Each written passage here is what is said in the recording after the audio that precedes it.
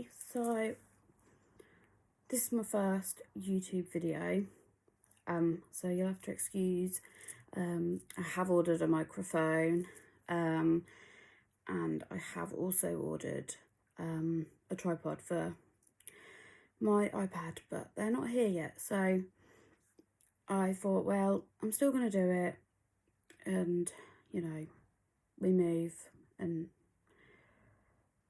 the other ones will obviously be better quality, but for now, this will have to do. I wanted to kind of get it done and get it out there to start. Obviously on Instagram, I asked if people wanted me to do YouTube, and she said yes. So I thought, right, what have I got to lose?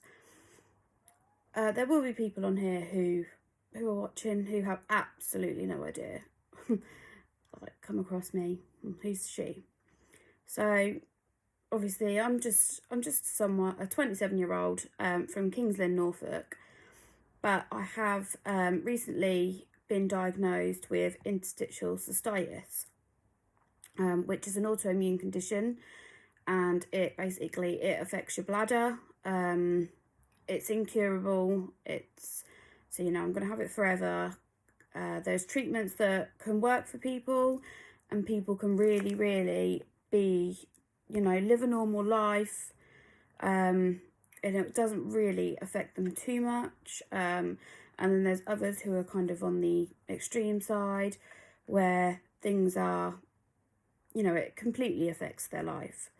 And I'm one of those people. So I thought for the first one, I will kind of properly explain my journey of how I got here. And then obviously as the episodes go on, I'll go into detail about different things, and people can comment below about, you know, what they want to know, or what they want to kind of for me to explain. I'm no medical professional. I'm not a urologist, but I live with this daily, so I do feel like I have, you know, I know quite a bit for my body. Like I said, everyone's different. Although it's like one condition, there's kind of different scales of where people can be. So yeah, I started off probably around the age of 13 or 14, getting really, really bad tummy pains. And I just remember saying to my mum that I feel really, really sick. For some reason, it always used to happen at night time.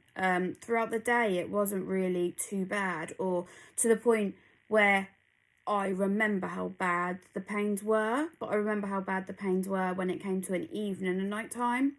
So I would get kind of settled, ready to go to bed, and I'd be in bed, and these pains were just, they were just so bad. And then the nausea would come on, and I'd feel like I'm going to be sick. But I would never actually be sick, but the nausea would be there, and it was horrible. And so my mum took me to the doctors, thinking that maybe it was appendicitis, because tummy pain, feeling sick.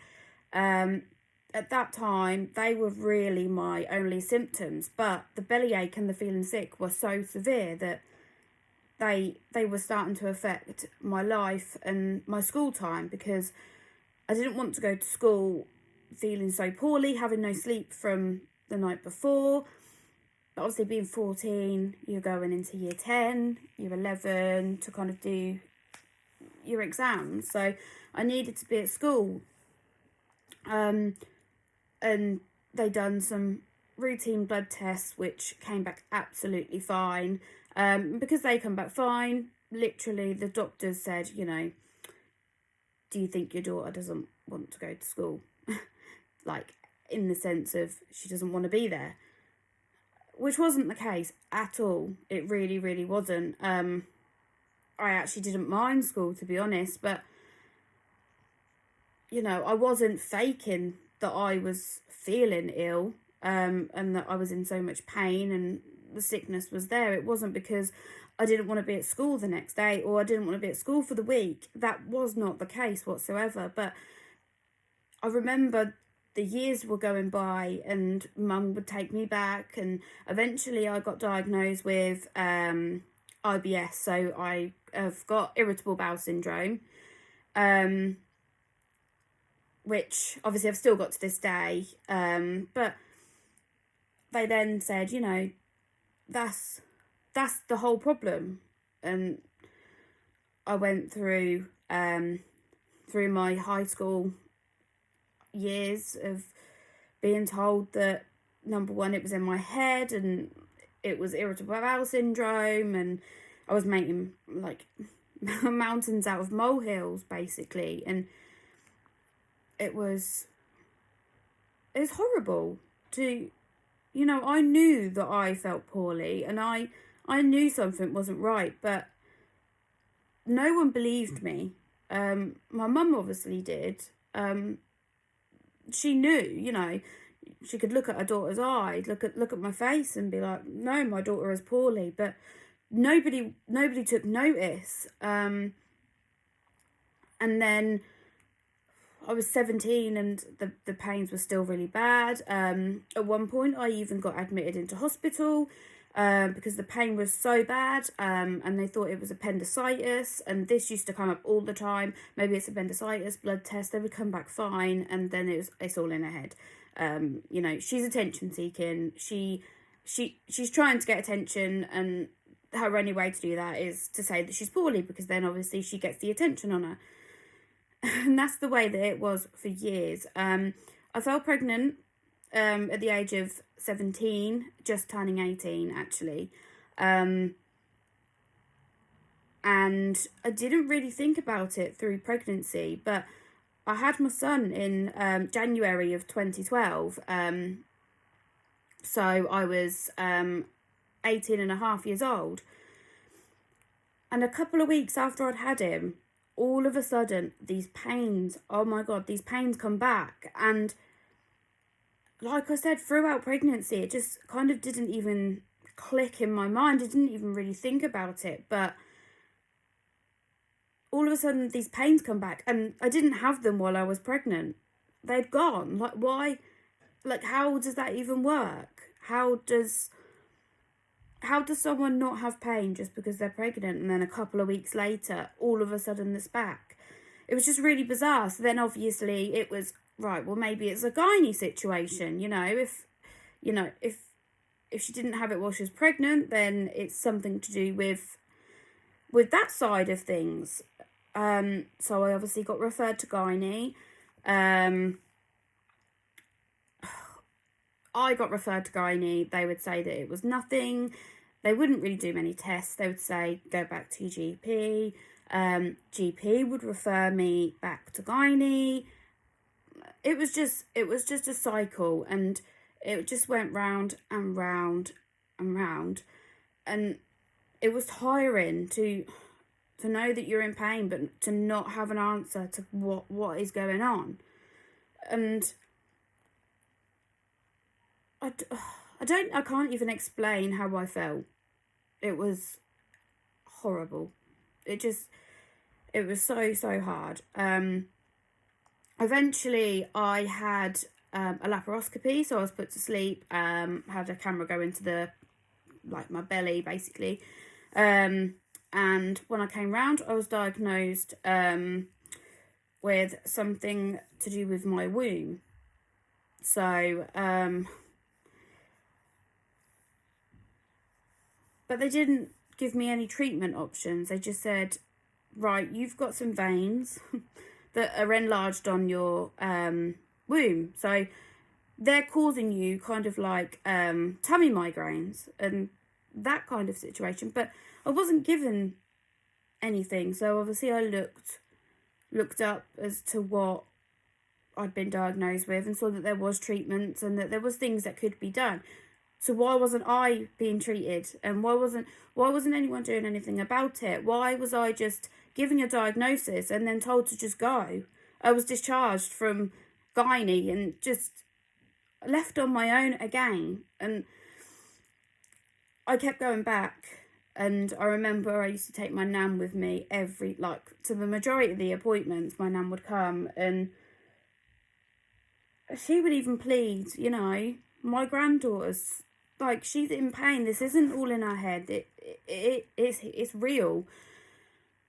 And then I went through college and I ended up going to uni, had all this pain through uni. The pain really affected uni because I had Oscar. I got into a really, really brilliant university. So I studied photography and I went to the University of the Arts London, specifically the London College of Communication, and I was so lucky to be able to get that placement. It is somewhere that if you are an artist, you're a photographer, kind of in the creative arts section, that is a university that you really, really want to go to, because it's absolutely fantastic and it's got the most amazing teachers and guest speakers. It's just brilliant. And I used to travel there and back most days because I didn't want to move to London because I'd have been on my own,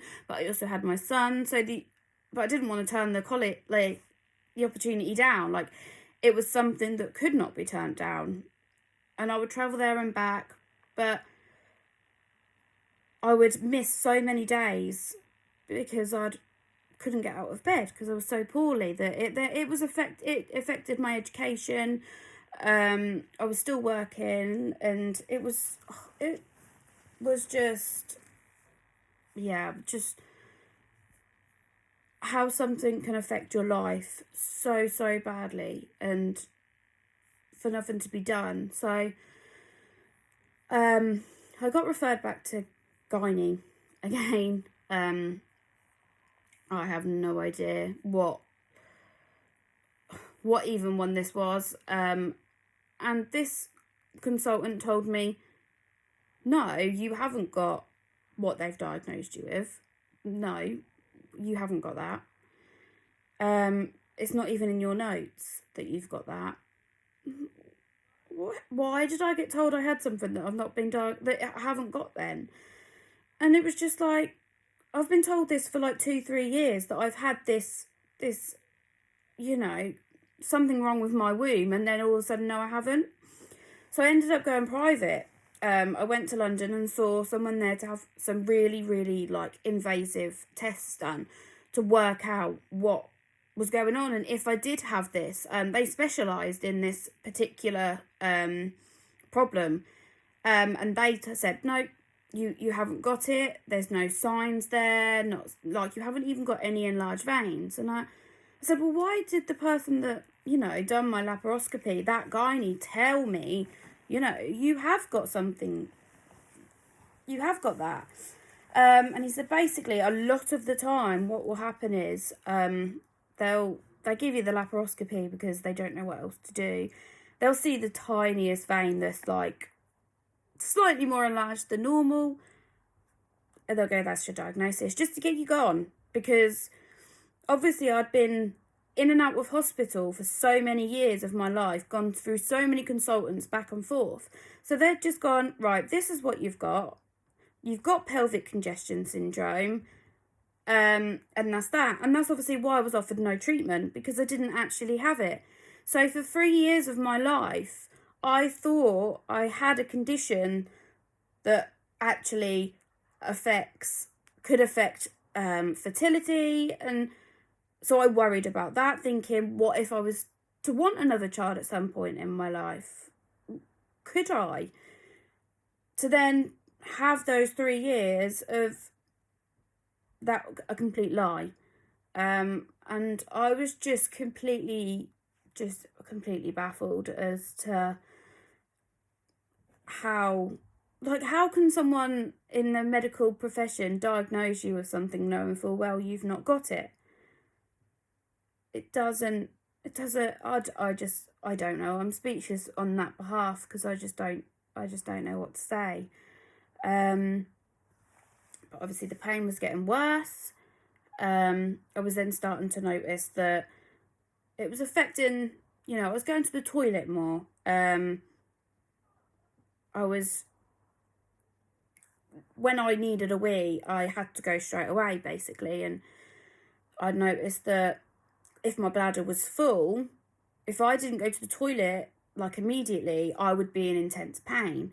If I'd been on my feet all day, as soon as I stopped and sat in bed, these pains would just cripple my stomach, and I'd cry in bed because I was just in so much pain.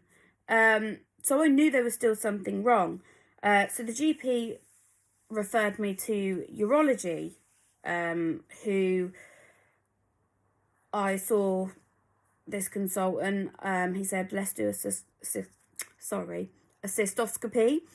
And that's what I had done, and had that done, and I left, and he was like, it's fine. Your bladder is clear. There's nothing wrong here. Maybe it's all in your head. Again. And I just thought, what else can I do? What more can I do? I go to the GP, they refer me to gynae, who then refer me back, then to urology, and back, then to gynae. I was just being pushed all over the place, and just being just sent everywhere. And I just didn't know what step to take next. But there become one evening where I was in bouts and bouts of really, really bad pain. So my dad took me to A&E, and they kept me in, and I was in there for a couple of days, and they said there's nothing wrong, but we'll keep you in to control your pain. So that's what they did. I stayed in, and then I had a urology team come over to me, an on-call urology team, and they said to me, we're really worried about you because there's clearly nothing wrong with you. You're fine. All the tests are fine.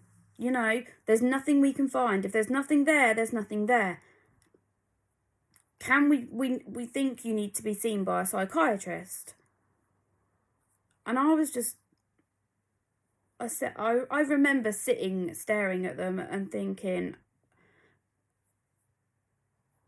they genuinely thought I was crazy, and that I was making it up, and it was all in my head, and I wanted to, who wants to be in hospital for 3-4 days away from their son? No, I wanted to be at home. I wanted to be with my son. I wanted to be with my partner at the time. I did not like to be told that it was all in my head.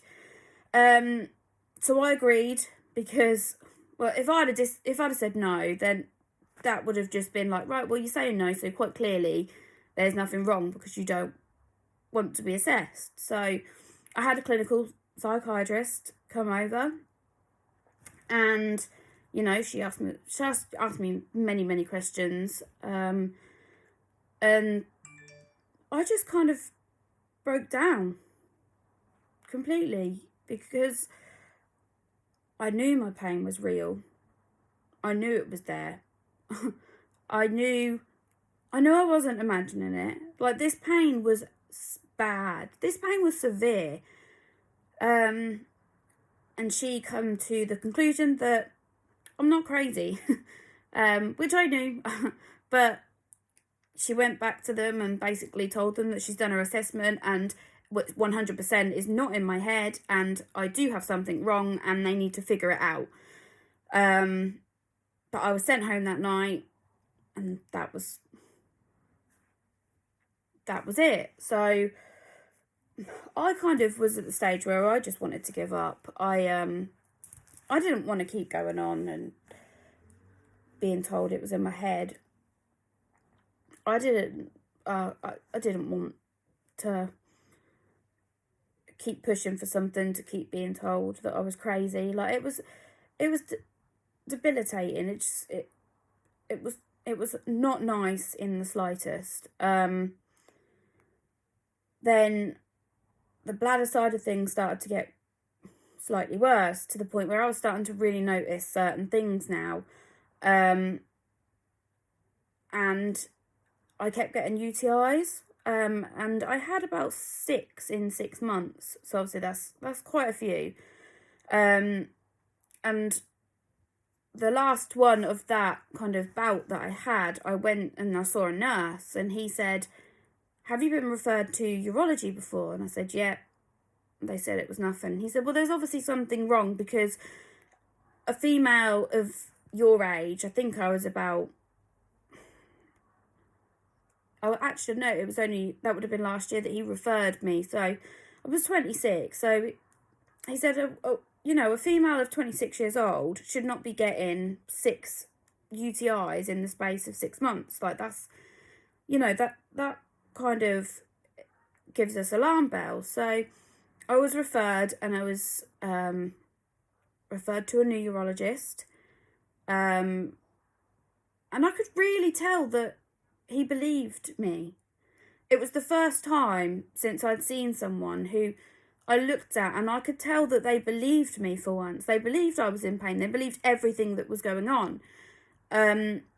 So, we had a few consultations, and he said, "Let's do a cystoscopy and let's have a look and see what's going on." So I had my second one, and he said, "You have got quite a few spots on your bladder. Think what's going on is that you have got basically hormones," because I was on the implant at the time. My hormones, they're just all over the place. And in a female, the hormones control and can affect the bladder and the way that the bladder works. So he said that I had these certain cells that had obviously got slightly bigger, and because they were being controlled by hormones, they were all over the place, which would then cause me pain and causing me to feel like I had a UTI.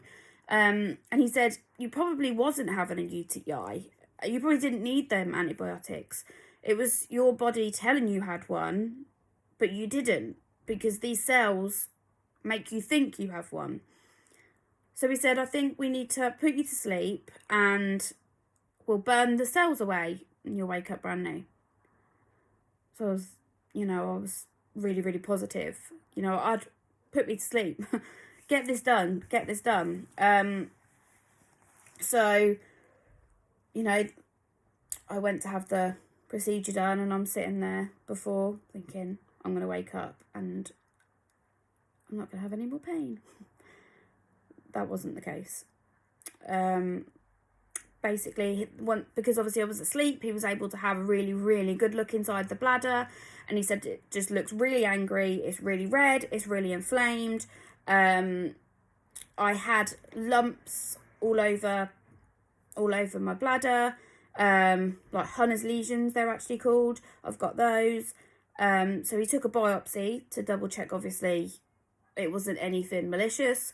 And he just said, "We'll wait for the results to come back, and I'll see you in a few weeks' time." So I saw him on the 3rd of January 2020 of this year. Remember the date so clearly. And I sat down, and he went, "I'm so sorry. I don't want to have to give you this news. I don't want to have to give you this diagnosis. You're so young. This is the last thing that I want to be doing to you." And he said, "You've got this thing called interstitial cystitis, also known as painful bladder syndrome. It's incurable. It's an autoimmune disease, but there are lots of treatments. There's things that can be done that can help control the symptoms. So you can, we can get rid of this pain. We can get rid of it, and we even though it's still going to be there, we can control it so that you're almost back to having not too much pain, not too many symptoms, and kind of, for once, have your life back." So obviously I was thinking, brilliant. He said, we're going to start you on instillations straight away. I'm also going to start you on a medication called Hiprex. So Hiprex is a antibacterial medicine that kind of cleanses the bladder to help recurrent UTIs. And the installations are a liquid that they put into your bladder, and you have to hold it for a certain amount of time, and it coats the bladder. And you have one a week for 6 weeks, and then once a month for 6 months. And they just didn't work. They didn't work for me. They made me worse. And then I just kept going into retention, just randomly. I couldn't go. And then in March, end of February, beginning of March, kind of lockdown time in the UK, I was given a permanent indwelling urethral catheter, which I've still got now. And it's horrible. I absolutely hate the thing. I'm waiting for a test called a urodynamics test, which is a certain test that can tell if you've got something called Fowler syndrome, which is something that makes you go into retention and is the whole reason for the retention. But because of situation, COVID, I've just not got to that position yet. I've just fought for a suprapubic catheter, one that comes out of your tummy, because having an indwelling, I have no life, I can't do anything, and there's so many different things that are such a disadvantage with this, which I'll kind of go into detail about certain things in different kind of episodes that I do. But I just wanted to kind of use this first one just as my journey of where I started and where I am now. So obviously I've got my diagnosis of interstitial cystitis. I know that I've got that. They think maybe I've got an embedded infection. There are people who argue that interstitial cystitis isn't a thing and everyone just has an embedded infection. You can't have interstitial cystitis and an embedded infection at the same time. I believe otherwise, and that's my choice to believe otherwise. But obviously I'm waiting to see whether I've got Fowler's. I've in the process of being diagnosed with fibromyalgia. I've got restless leg syndrome, and I'm waiting to see if there's kind of maybe something else, but fingers crossed there isn't anything else. It's just, the one thing is I feel so let down by my hospital. And I don't want to say that because the NHS is absolutely brilliant, But why was I left for 11 years? Why was I left for so long? Why was I told that it was all in my head? Why, my current urologist has said the reason why nothing works for me is because I was left for so long. And my bladder has just been left to kind of get to the state it's at because it's had no help. So when the urologist before done the cystoscopy, he obviously didn't look properly. He obviously thought, no, I'm just going to do this just to make her happy. Why did it take this long? It's just completely unbelievable. And I wouldn't want anybody else to go through what I've been through. I wouldn't wish it upon my worst enemy. I wouldn't. It's been a really, really hard journey. And it's really tough now. It's affected my mental health massively. Which again, I'll go into more detail because I'm here to be honest about all of this. Really, I'll put my Instagram below for people to follow because that's where I started my journey of doing interstitial cystitis awareness month. Because this isn't anything to be embarrassed of, This is my life. I'm not embarrassed to have a catheter at the age of 27. You know, it's not ideal, but I just want people to realise that everyone should be equal and included, and just because I've got a catheter doesn't mean that I'm any different of a person. And you know, I should be able to do what others can do. But it's just, yeah, I just want to raise awareness, mainly for kind of, not for me. I want to raise awareness so that if somebody is sitting here and they've watched my video, they've watched this YouTube and they've gone, oh wow, that sounds a lot like me, they can then go to their GP and say, I think I might have this. So you could then be referred to urology and you could then get a diagnosis. That's what I'm doing this for. It's not, you know, I've got to the stage where I know what I've got and kind of where I'm heading. I don't need awareness for myself. I just want awareness for the disability and for the chronic pain and chronic condition, so other people can get their diagnosis and can, hopefully, they can get theirs caught early to be able to have treatment that's going to work and is going to be good for them, so they don't get to the stage that I'm at, because I don't want people to be at the stage that I'm at, you know.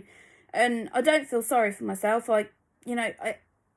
It is what it is. This is life, and this is what I've been dealt with, and I will push through. And I feel like I do have the determination to be able to come out the other side on a really good level. But yeah, I just, you know, even if you've only got a couple of these kind of symptoms, then, you know, and you think there's something wrong, don't ever, ever, ever give up, and don't let anybody tell you that there's nothing wrong. If you believe there is something wrong, you know your body best. Just because a urologist is, you know, specialises in bladders, you know your body. You know when something's different, you know if something's changed, you know how you feel. Those consultants and those specialists, they don't know you to a T like you know you. And that's, you know, you need to be persistent and adamant that, you know, there's something wrong. Please find out what it is. So, you know, I'm going to leave this at that. I'm sorry that I've not got a decent microphone yet, and I'm just sitting on my bed. But to be fair, this is where I spend most of my time. So it seems fitting that I do my YouTube channel sitting on my bed. I know the quality is not the best, but it's where I'm at, you know. I ain't got the money to be having the best kind of equipment, but I hope this has helped someone, you know. And comment below your experiences, or comment below kind of if you think something's wrong or what you've gone through, because I'd love to kind of, you know, I know there's many people out there. It's interstitial cystitis. It's more common than you think. It's just so many specialists know so little about it that people just don't get the diagnosis.